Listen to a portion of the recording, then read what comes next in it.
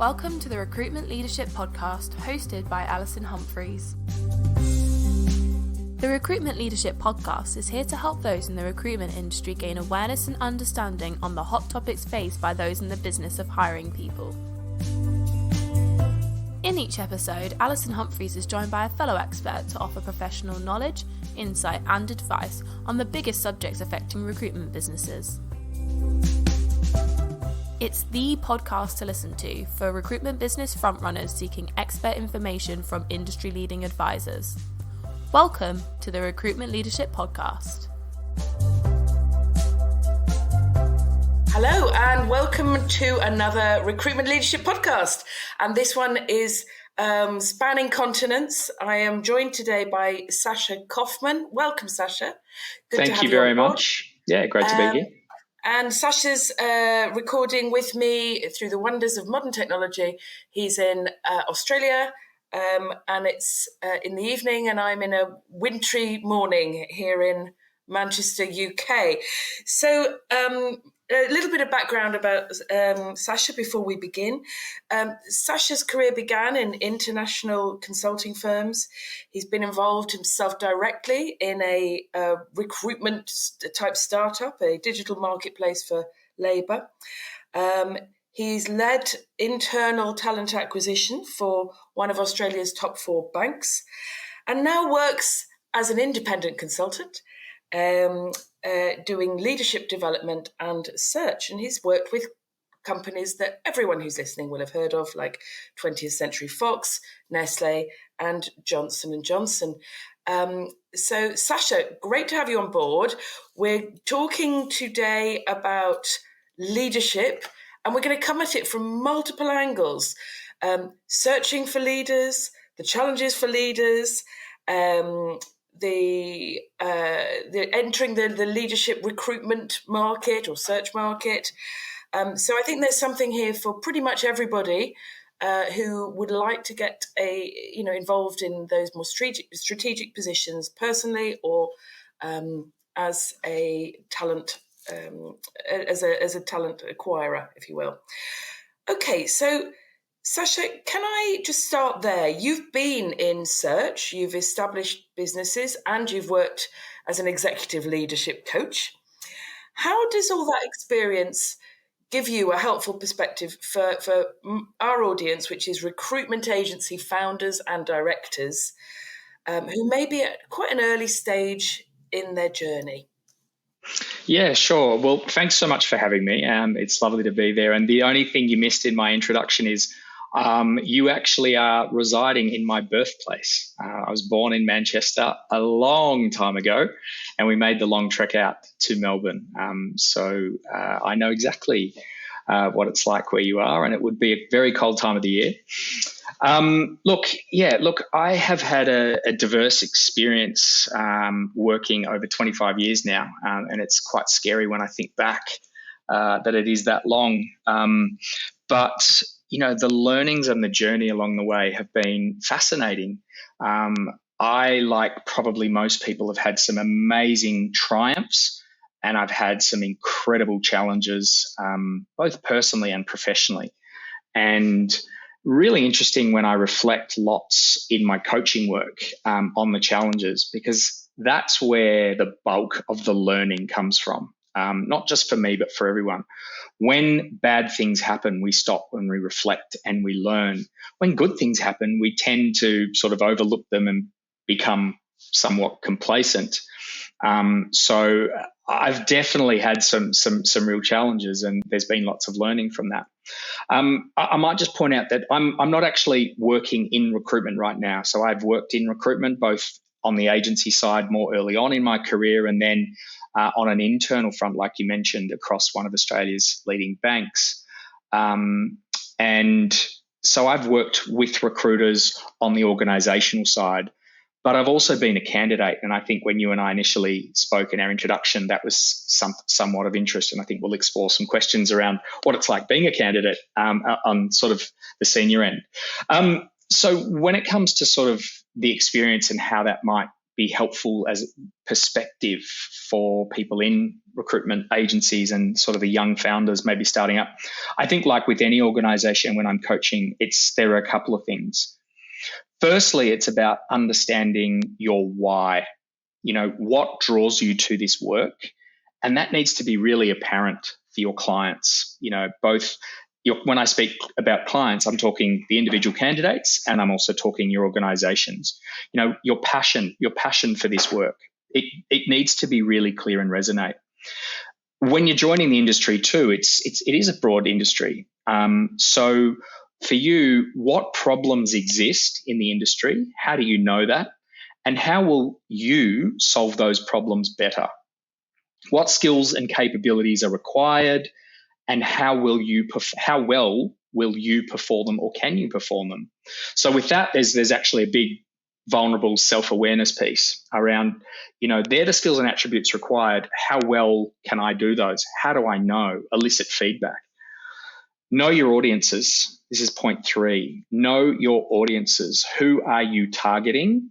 And why are you targeting those audiences, both candidates, organizations, levels, industries, sectors, whatever it may be? Why? What's in it for you? Is it just a passion? Is it interest? Is it because you've worked there? Is it because you're chasing dollars? But really know your audiences really well. And when I say that, it's the critical question is what's important to them organizationally and individually. Last but not least, the recruitment market, as we know, here in Australia, I'm sure in the UK and globally, is pretty flooded. So how can you become positively memorable? And I really emphasize the word positively. A lot of recruiters that I have worked with, unfortunately, have been memorable, but for the wrong reasons. And I'll give you an example, and I'll name him. John Burgess is a guy I've known for 20 years now, since my PwC days, and he's a guy that works in networking and connecting, and he's one of the most kind human beings you could ever possibly meet. He has time and gives time to everyone, and he has a mantra which he lives, which is who matters, everybody matters. And John sets the bar, I think, when it comes to being positively memorable. His generosity in connecting people voluntarily, in following up in real time with meaningful and insightful comments and feedback and so forth is just extraordinary. So that's probably, around your question around sort of the experience that I bring, and then the advice or the ideas that I have for, the young founders looking to really establish themselves in the industry, given that it is a highly competitive market. It certainly is. I've got 3 interesting things there for someone who's looking to establish themselves perhaps in executive search.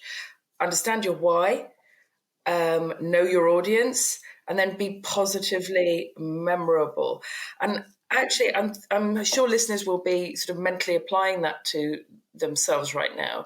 It really echoes something I said in my recent book about, as you say, we're such a sort of oversupplied industry now that you have to be really, really careful before you start a new business, I think, to be clear that there is something that you are going to do that doesn't already exist and is well supplied in the world. It doesn't matter which part of the market you're aiming at, what are you able to do that will be better, faster, cheaper even than what currently exists? And can you prove that it will be? Have you got Absolutely. any structure or process around that, rather than just, hot air assertion that you will be better? Absolutely, yeah. That point of differentiation in a flooded market, that we know, the talent market is always busy.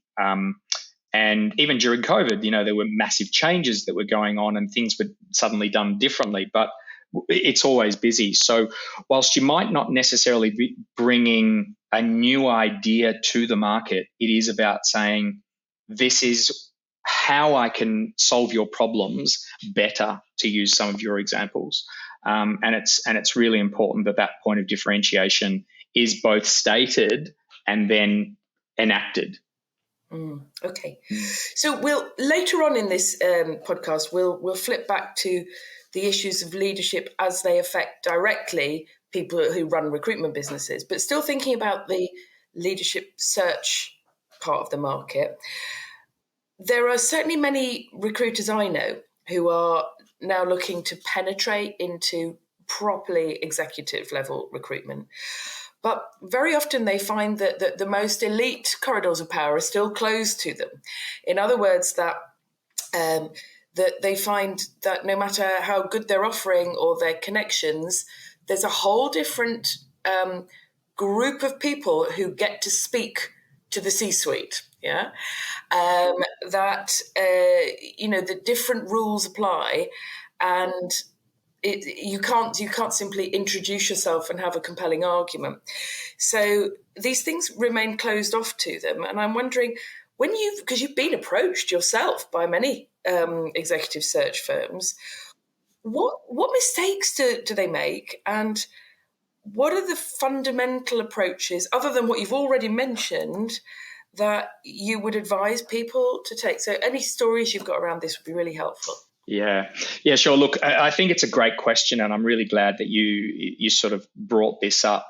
As I said, I've worked in recruiting on both sides, agency, internal, and in more recent years, I've worked at exec level, even as a two-time CEO, and sort of worked on the internal side where I'm working collaboratively with recruiters who are solving really challenging problems for me.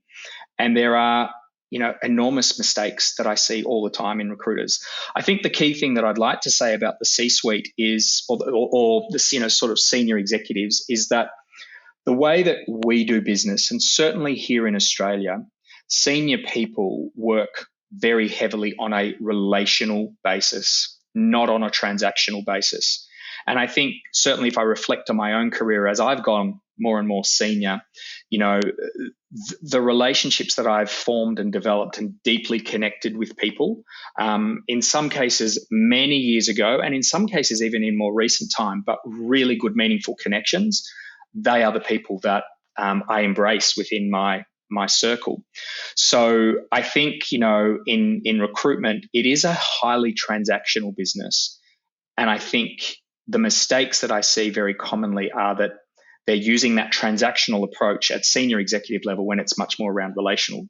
So the question then becomes, well, how do you build those relationships, right? So we're not there. So in my experience, recruiters who are trying to break in listen briefly and transact when they have a very current need, but completely ignore you when they don't.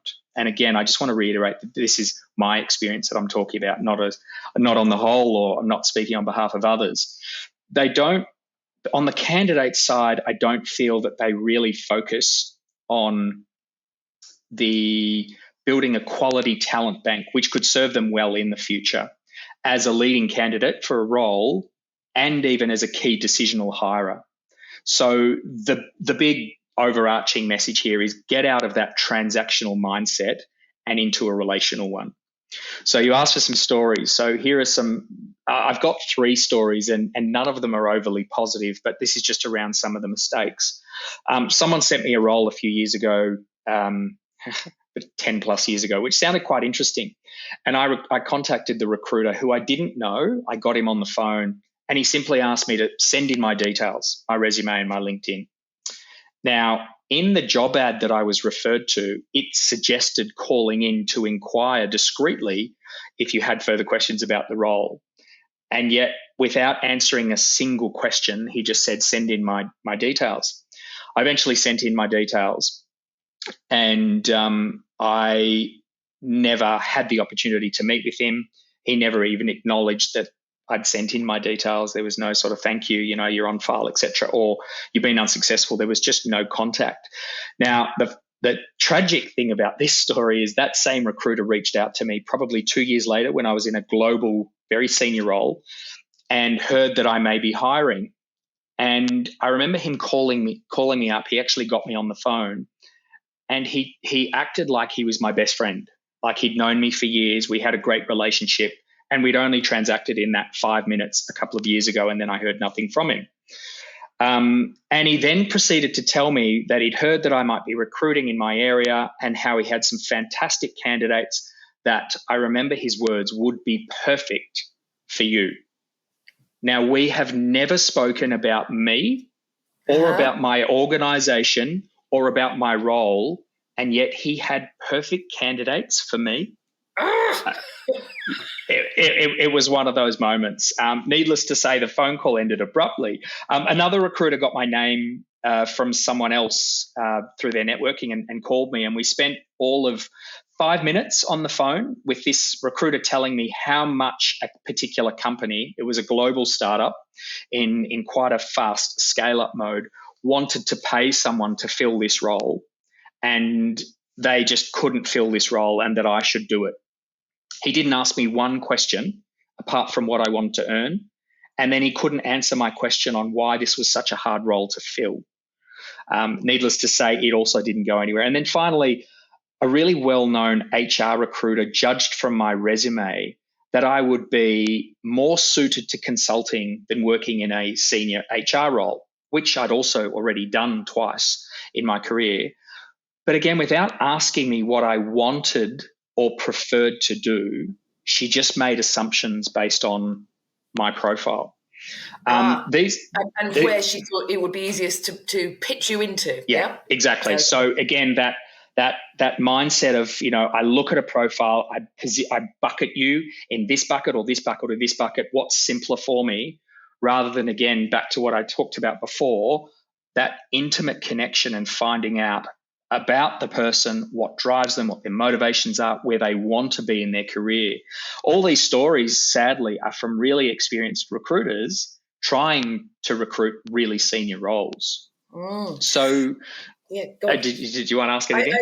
You've just made me. I can feel my blood pressure rising now because I get an average now of about 2 a day approaches via LinkedIn from recruiters, rec to recs typically, but sometimes they are providing the suppliers to the recruitment industry. And you can tell that those people have done the most high-level search. Look, if you just do a search for directors in staffing and hiring in the UK, you will get me, even though I no longer run a recruitment business. Yeah, and they write to me and just say, "Hey, I've got loads of clients who would really be really interested in hiring you." Now, I know that, I have loads of experience, but I don't think you really have loads and loads of clients who want to employ me because, I'm pretty senior, and because I now work as a non-exec and independent board advisor. Mm-hmm. And so then it will be followed up typically by an automated sequenced message now that says, "Hey, you didn't get back to me. At least," they get quite needy, saying, "At least please let me know if you're not interested and why." As if I've been rude. Yep. And when I very occasionally follow one up and say, "Okay, tell me what you've got," I never hear anything. What worries me most of all is not that these inexperienced recruiters are trying this. They've been given the tools, whatever. Yeah. It's that their bosses do not know what they're doing. And in effect, the damage they're creating for their brand reputation in a relatively small community, which will probably remember those names or find them in their LinkedIn chats later on and think, what an idiot. So you made some really good points. I just want to summarize them for my audience. Sure. This market is relational, not transactional. And I would just add to that, relies very heavily on personal referral, doesn't it? Mm-hmm. Personal referral and recommendation. Yep. Mm-hmm. So if you're listening to this, guys, think about how much more you can make of personal referrals and recommendations. And second, you said this is about long-term relations and not and listening carefully. You're going to have to invest more time in interviewing people that you're not going to be placing next week. Yeah. Mm-hmm. Yeah. And then in maintaining contact with them. So this leadership attraction is about networks, not just sales. And having those networks that will pay back in future, they're well worth spending some time cultivating. without the hope of immediate gain. Yeah. Yeah, and you know, the word networks is important here, and I really want to distinguish between, you know, a person that you've connected with on LinkedIn but never had a conversation with and so forth, versus someone that you know, and then again, next level up, someone that you know intimately, and you know what I mean by intimately, you know, in the smart sense, in that I know lots about them, what their preferences are, how they like to think, the type of work environment, jobs that are of interest. So, you know, we're not just talking about going through LinkedIn, like to your story. We're talking about leveraging networks of yours who would be advocates for you. To your latter part of the original question too, and some of the things you've touched on. So what's critically important in my view is to show a clear intent to get to know the person and the organization intimately. And the word I use in all of my coaching is curiosity. You have to be curious. Use curiosity as a superpower. Why? People love to talk about themselves or their companies. So give them the platform to do so. You know, in this sales mindset, although you are in a sales role, the best thing that you can do is listen. Don't show up and throw up and just blah, blah, blah. I've got people for you. I've got the perfect solution. I know you're hiring. I've got people for you. It's show that curiosity in the people. Ask great questions.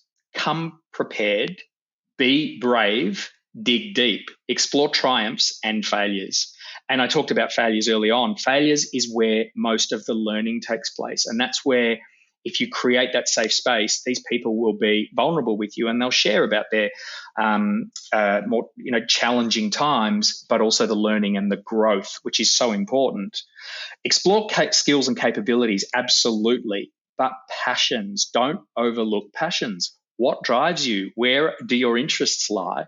And I think that's super topical right now, our preferred ways of working. Coming out of the pandemic right now, what are your preferred ways of working? How are you working now? Are you working flexibly? Is it important to you? What are your personal circumstances? A key question that I used to ask in recruitment, or even when I was doing it myself, you know, hiring myself, is what would it take to leave your current employer? I don't want to make assumptions. I want you to tell me. And it's not all about money, especially in this post-pandemic era. Sometimes it's about a slower pace, or having more flexibility, or managing a smaller team, or removing P&L responsibility, scaling down, not scaling up. So again, don't just make the assumption when you're looking at someone's profile that what's the next step up? It's what's the next step for the individual. And that's where the coaching experience and asking effective questions and then leaning in with curiosity, I think serves really well, particularly when recruiting at the very senior levels. Okay, some really good points there. Thank you so much. I was just, while you were talking about the ability to be curious and to listen, I was thinking about the Rec Agency Expo I was speaking at last year. And it's a conference and exhibition, obviously, for the industry. And what I observed was that so many people who were attending the conference were completely wasting an opportunity, because facing their screens, you know, at any breakout session or at any moments they had in between attending talks, they weren't speaking to anybody. And yes, it can be serendipitous. I, in fact, met some people from a particular supplier who I just got talking to, and later on they became a very helpful partner for referrals to me, but only because I spent the time, you know, learning about their business. Absolutely. Those break times in conferences, you know, whether it's 15-minute toilet stop or a morning tea or a lunch, are absolutely gold for networking, not in the transactional sense, but for making actual meaningful connections with interesting people. Again, approaching it from the curious mindset, who are you? What do you do? And from John Burgess's mindset of, well, who matters? Everybody matters. Give people time and space. You know, so I totally agree with you about that. Our phones can be such a brain drainer. It's so easy to take the phone out of the pocket on the break, do some scrolling, do some emailing, back to that transactional, when you just have an incredible amount of talented people in the room that you have the opportunity to know.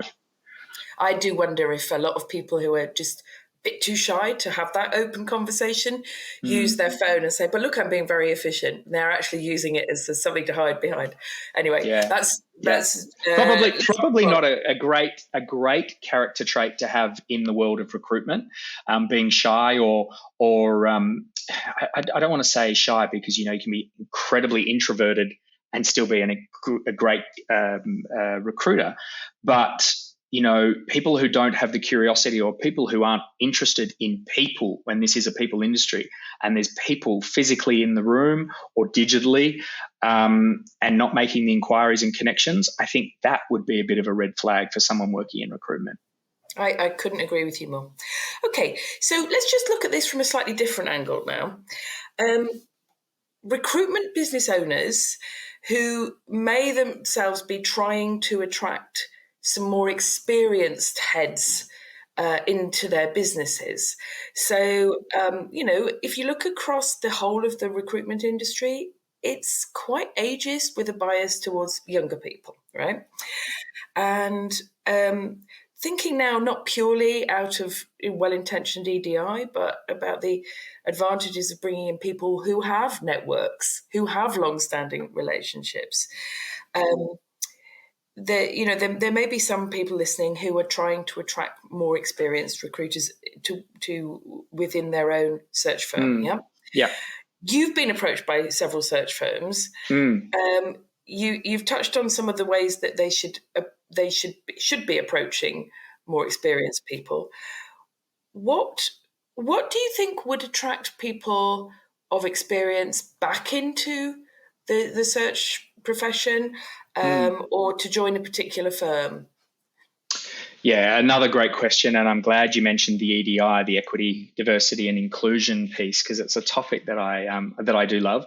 And I think when we spoke in our introduction too, yes, I have been approached in the last couple of years about the possibility of sort of returning to the industry, and it's interesting as to what might be attractive, and we can touch on my profile, but when I look at recruitment, and I'm including executive search in that, there are definitely specific skills and capabilities that are required, many of which I would describe as the technical skills of recruitment, and technical skills can always be learned. But this is a people industry. So if you're in this industry, you need to love working with people, which we know at times can be unpredictable, right? People have default behaviors or working patterns which may differ from our own, and that can be a sense of tension if not understood. So recruitment is also about sales, but as we've touched on, sales in a relational sense, creating meaningful connections, less so transactions, between two parties by understanding alignment and synergies. From a DEI perspective, bringing in people with real commercial experience other than just recruiting, I think is a huge advantage. And I've got a great case study here. A very dear friend of mine who is a former chief human resources officer. She's worked globally with some incredible brands globally, including Visa, for example. She's worked in Asia. She's worked in the UK. She's worked in Australia. She knows what it takes to be in a senior HR role. And she's made the transition in her late 40s into executive search with a focus on HR. She really understands the language of HR. She knows how to liaise with the C-suite. She knows the truths and the pressure points in a role within that sort of environment. So for her to learn to be a recruiter in the technical sense was not a challenge for her. She brought the passion. She had so much experience. And today she is one of the best, most highly regarded recruiters, although she focuses on HR, she still refers people for other roles at sort of senior levels. And I've seen classic examples of that, people coming from marketing, from, IT and so forth, kind of going, you know what, I really like the people side of it and I want to take my industry experience and work in it. I think it's phenomenal when harnessed really well, and I'm all for it. I work in executive coaching and leadership development. So my network is very large across a large decision maker base.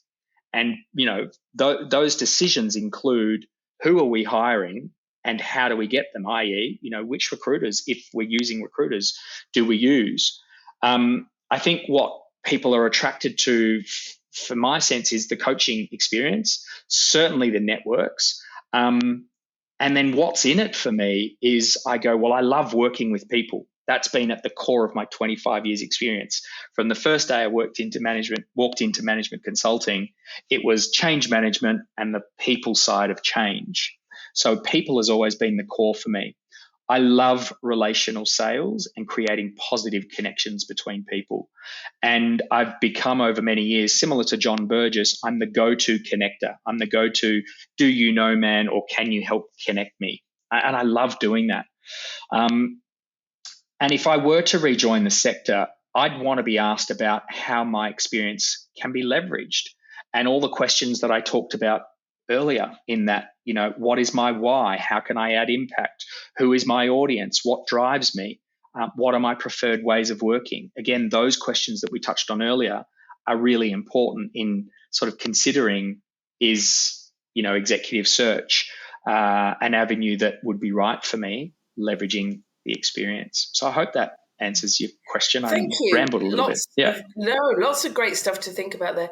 I think the other thing is that if you are recruiting someone from to work, with a leadership background or a more senior background, possibly to work on leadership type search in your business, is that you simply cannot apply the same metrics to them as you might to a more volume transactional market, which should go without saying. But, I have myself been talking to people who may have been interested in recruiting me as an MD or as a senior leader into their business, but they want me to actually be responsible for a billing line as well, and that's not where I add value anymore. So anyway, let's move on. So one of the things that you pointed out when we spoke previously is that executive coaching is really an integral part of executive search. Yeah, that really, for a successful leadership placement, there's a lot you have to do before, during, and indeed after that placement to make sure it's a total success for both parties. Can you just comment on that and give us some recommendations about what you think is best practice in that area? Yeah, absolutely. This is critical to me, and I come back to talking about being a differentiated recruiter in the market, particularly at the pointy end. And I think those that bring in and involve some element of coaching is absolutely critical. And here's why. I've seen many cases where successful people made a decision to leave their roles, either on their own accord or persuaded by a recruiter, only then to fail. The new culture, the problem that they were solving, or the relationships within that new environment had not been fully explored. So countless cases of successful here, unsuccessful here. It happens all the time. I've been in that situation myself when I've made a move and I hadn't done the due diligence, and I assumed that my own success and triumphs in this organization were going to hold me in good stead. So I've been in that position and I've seen it so many times. So many senior people, particularly those who've been in one organization for a really long time, I find they interview poorly. And that's understandable. They haven't had to interview. in such a long period of time. So again, really successful people, C-suite level, I'm coaching many of them around transition coaching. I love that. It's a core part of what I do. And when it comes to interviewing, and I interview them myself, then I prepare them for interviews with either the client or the recruiter. So many of them collapse or don't even realize that they interview poorly. They don't realize that they're rambling or they're not answering the question. It's just a skill, right? Interviewing well is a skill. And if you haven't done that for a long time because you've been in a role a long time, don't assume that just because they're in a senior role that they can do it. So where does coaching play a role? So that's a great example. Coaching around the why, the decision to move. Do you have, and does the candidate have, really good clarity on what it is that they want to do next, what it is that they are looking for? And then coaching them on how do they achieve this, as I said, or I touched on, coaching them to interview effectively, coaching them to be able to reflect articulately on their passions and their drivers. Then let's assume the move does happen. How does that transition happen smoothly? It is such a vulnerable time for a senior person, if we use that same example, being in an organization for 10 plus years, is well known, has tremendous relationships, has earned the trust, has got the runs on the board, to step into a brand new environment when they're literally the new kid on the block and they have to prove themselves and they have to start from scratch. That is really, really challenging and something that these people are not used to. And again, is a huge red flag and people can be set up for failure. So how can you as the recruiter play a coaching role to help them with that transition? And I touch on that because although organizations technically are responsible for onboarding and so forth, there are those companies that do it well and there are those who do it really poorly. And again, I've been a recipient of both. Some just suck at it. So playing an active role to work with the organization and the candidate to help that transition work well is good for all parties. It's a huge differentiator and I think would make good recruiters stand out from others. The Shrek firms do this somewhat okay. They're often different people. So, the person that's acting in the recruiting role is not necessarily acting in the coaching role. But the core of what we're saying remains is that the coaching is seen as critical. And so they tack on that coaching role to aid in the transition because ultimately we want this partnership and new relationship to succeed, including for the recruiter, organization, individual, and the recruiter. We all want it to succeed. So I think taking an active role is critically important, and having some basic fundamental coaching skills allows you also to continue and build that trust and relationship with the candidate, which will hold you in good stead. It does the same thing on the organizational level where you're liaising in a meaningful way with the organization to check in and see what you can do to aid that transition, to show interest in that curiosity as to how is this going? Is there anything that we need to be aware of? Can we help? Can we lean in? Can we support? So again, that's what I'm talking about building this relational mindset where it's ongoing and continuous rather than cool, candidate's placed, they're in, I'll move on. I won't speak to the organization. I won't speak to the candidate. I'll just go on to the next hire. That doesn't work at the senior end of the market. Certainly not here in Australia. Certainly not with me. So true. And I do think that whether it's the recruiter or a separate qualified coach, there's this critical period of like the first 100 days in their new appointment where actually, there are definitely things that you're going to need to provide a sounding board for the newly placed candidate, but also their new employer because of just misunderstandings. That shift in culture where the priorities, the communication style, the expected amount of communication flow both ways, and check-in points and expectations just are never verbalized. There's an understanding that everyone's so senior that they should somehow just intuit these things, and if, for example, someone had moved from an organisation with very simply, with quite a hierarchical culture, and they'd been senior there, then they wouldn't necessarily feel the need to communicate differently in another organisation, which might be much more matrixed. Correct. Networking. Yeah, correct. I love what you sort of surmised there, and I just want to reiterate that for the candidate in particular, a candidate stepping into a new environment, particularly when they're well established in their former, is at such a vulnerable point in their life. It is.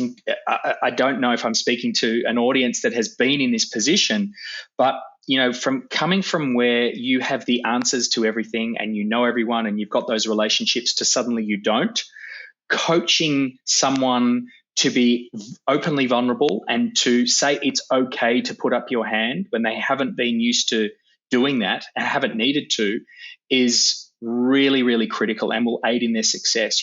Using vulnerability and the need to ask for help and questions as a strength rather than as a weakness, and that's a very different mindset shift from someone that's so well established and has not needed to ask many questions.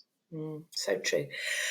Sasha, masses of really helpful stuff there. So just to sum up for our listeners, we've talked about the fundamental differences between the executive search market and where in reality transactional recruitment is now. And there's definitely some things that can be learned in that part of the market from the executive search market, I would suggest.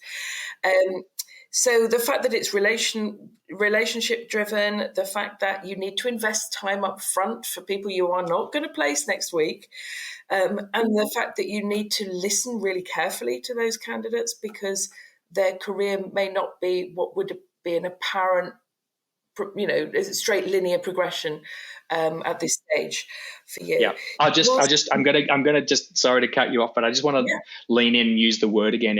I refer to this as leaning in with curiosity. Curiosity being the superpower. Be incredibly interested, all ears. Don't think about your next question, but just really listen to what organizations and candidates are really looking for. Thank you. That sums it up beautifully, Sasha. You've made some really interesting points. I think some of our listeners may well want to follow up with you and talk some more. So how should they reach out to you? Yeah, I'm actually having a website redeveloped at the moment, so it's offline. But LinkedIn, if you're happy to share my LinkedIn, I'd be more than happy to respond. I do try and make time for everybody, so it might not be immediate, but I will certainly respond to anyone that reaches out. So in the short term, LinkedIn. We'll put your LinkedIn link in the notes for this. But guys, if you just want to get on there quickly, it's Sacha, Sacha, Koffman, Koffman. I have got that right, Sasha, yeah? Okay. Yep. Thank you. And I've been Alison Humphries of Recruitment Leadership, bringing you this perspective on executive search and how that market's different and how to get into it. I hope many of you have found it of interest, and do subscribe. Thank you for joining us again, and please listen next time. Thank you. You've been listening to the Recruitment Leadership Podcast. If you enjoyed our podcast, please subscribe, review and share so that others can find the podcast too. We really appreciate your support. If you have any questions about the topics covered or wish to find out more about recruitment leadership, please email alison@recruitmentleadership.co.uk, referencing the podcast. We're also on LinkedIn, where you can follow Recruitment Leadership and connect with Alison Humphries. Thank you for listening, and we hope you join us next time for another episode of the Recruitment Leadership Podcast.